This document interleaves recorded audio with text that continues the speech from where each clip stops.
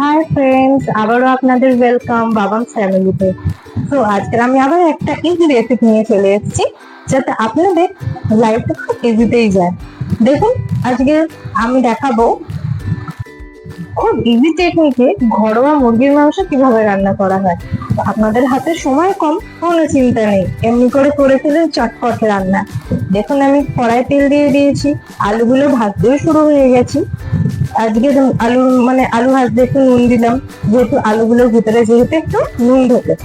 আলুগুলো দেখুন ভাজাও হয়ে গেছে, এবারে আমি তুলে নিচ্ছি সাথে করে। আপনাদের হাতে সময় কম হলে কি হবে, রান্নাটা কিন্তু খুব তাড়াতাড়ি হবে। আপনি চেষ্টা করে অবশ্যই দেখবেন ঘরে, এবং পছন্দ হলে লাইক অ্যান্ড সাবস্ক্রাইব অবশ্যই করবেন। এবারে দেখুন, কড়াইয়ে আমি তেল দিয়ে রেখেছি, তেলটার মধ্যে আমি কেটে রাখা পেঁয়াজ আগে থেকে কেটে রেখেছি কিছু করে দিয়ে দিচ্ছি।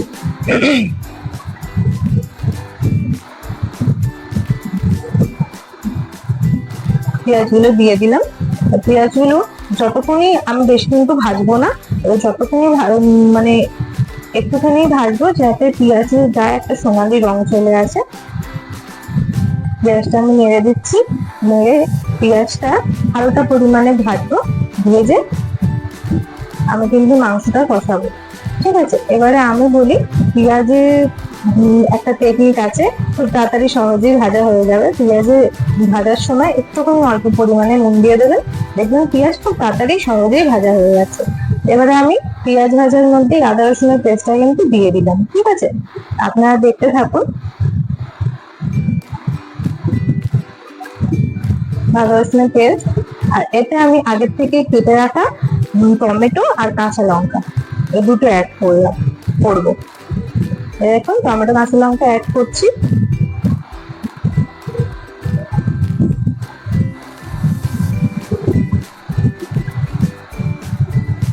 এর মধ্যে আমি এগুলো গুঁড়ো মশলা অ্যাড করছি, হলো হলুদ, একটুখানি নুন, যতটা পরিমাণে আপনার লাগবে ততটা পরিমাণে নুন দিয়ে দেবো। আর সব থেকে ভালো কথা, আমি এখানে লঙ্কা গুঁড়ো, আপনারা কিন্তু লাল কাশ্মীরি লঙ্কাটাও ব্যবহার করতে পারেন, নর্মাল লঙ্কাও ব্যবহার করতে পারেন। এখানে আমি ধনে গুঁড়ো দিয়ে দিয়েছি একটু।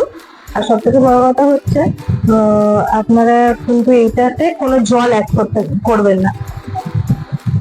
এই মাংসটা জল ছাড়াই খুব সুন্দর একটা ঘরোয়া চিকেন কারি টাইপের হয়ে যাবে। এবারে দেখুন, মাংস কিন্তু আমি আগের থেকে ধুয়ে রেডি করে রেখেছি, এবং মাংসতে আমি আগের থেকে নুন আর সামান্য পরিমাণে হলুদ দিয়ে রেখেছি,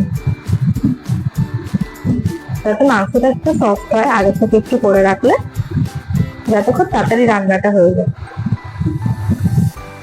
এবারে মাংসের সাথে মশলাটা আমি একটুখানি নেড়িয়ে চড়িয়ে আলুটা দিয়ে দেবো।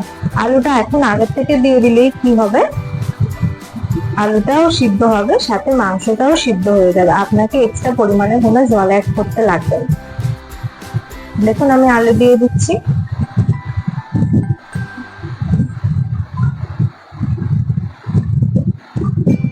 আলু দিয়ে কিন্তু আমি খুলে রাখবো না, আলু দিয়ে অবশ্যই কিন্তু আমি চাপা দেবো থালা দিয়ে, নাহলে মাংসটা সেদ্ধ হবে কি করে, আর আপনার রান্নাই বা ছটপট হবে কি করে। দেখুন, আমি মাংসটা নেড়ে দিলাম, এবারে আমি থালাটা চাপা দিয়ে দেবো।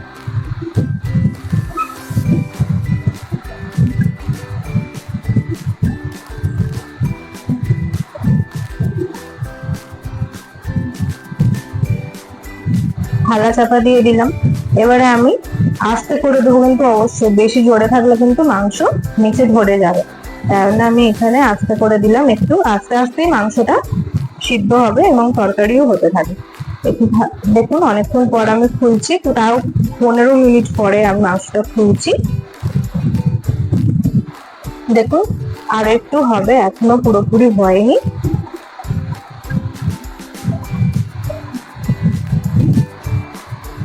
আবার আমি থালা চাপা দিয়ে দেবো। মাংসটা কিন্তু এমনি করেই করবো, আমি কিন্তু আগুন জোরে দেবো। দেখুন, মাংসের জলে কি সুন্দর ঝোল হয়ে গেছে, আর আলাদা করে কোনো জল অ্যাড করতে লাগবে না আপনাদের।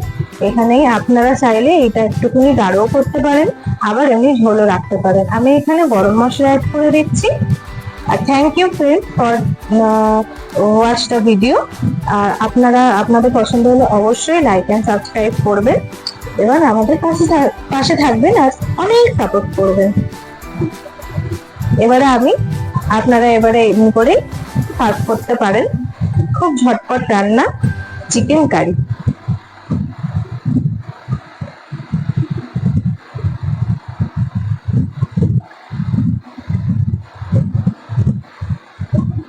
Bye friends.